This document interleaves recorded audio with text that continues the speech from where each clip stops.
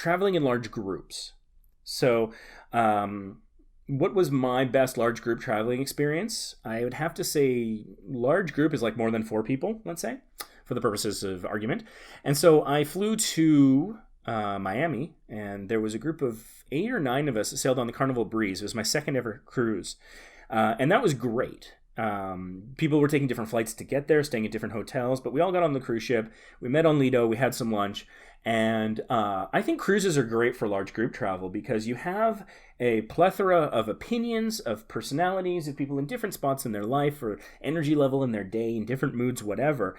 And so when you get up to like 10 people on a cruise, you'll probably find someone who wants to do whatever you want to do with you. And also then people can kind of pick and choose.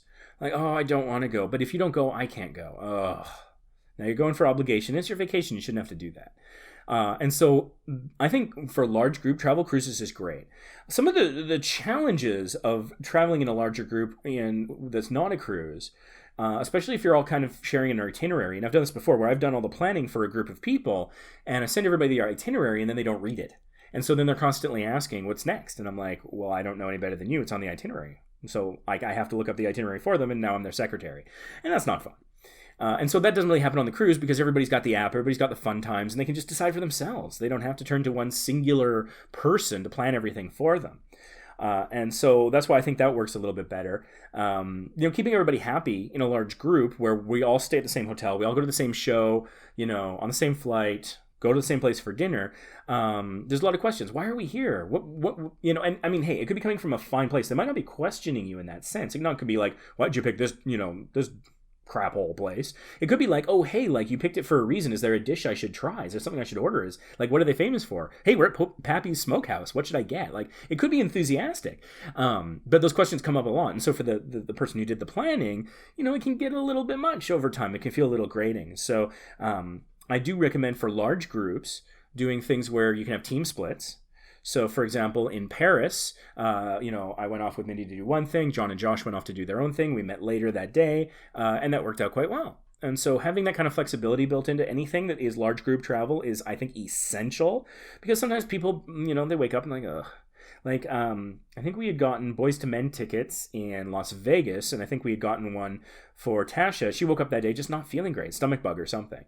And so thankfully, I think Sam was able to use her ticket. We all had a fine time. But had we not had enough like diversity in the group that somebody was able to take that ticket would have gone to waste. And she probably would have felt guilty for it and all this kind of stuff, but instead somebody else got to enjoy it, so everybody won, and that's fine. And so those are some of the challenges of large group travel. And that's why cruises, I think, are really good for that because it takes a lot of that pressure off and people can just do what they want. And hey, maybe I'll see you at dinner. Maybe I won't. It's fine. It's cool. I'll see you somewhere. It'll happen. I think that's good. So thank you. I hope this was enjoyable. Please, as I've said many times, reach out to us in a variety of ways. You can email us, hit us up on social media. If you haven't subscribed, please do so. It helps us unlock additional functionality. Give our videos a little thumbs up so more people can see them, and comment because we love to engage with you guys. We've learned so much from the comments on YouTube videos. It's amazing.